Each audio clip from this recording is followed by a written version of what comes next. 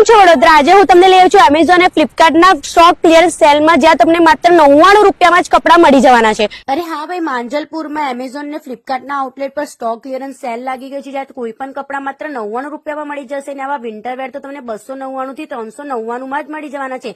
અને આટલું જ નહીં, કોઈ પણ બ્રાન્ડેડ કપડાં લેશો તેમાં 50% ઓફ મળી જવાની છે તમને. તો જલ્દીથી મારી રીલને શેર અને સેવ કરી દો, કારણ કે આ જે સેલ છે માત્ર 24 જાન્યુઆરી સુધી જ રહેવાની છે, જેમાં તમને કોઈ પણ ચાદર 149 રૂપિયામાં મળી જશે અને કોઈ પણ પડદા લેશો તો તમને 99 રૂપિયામાં મળી જવાના છે.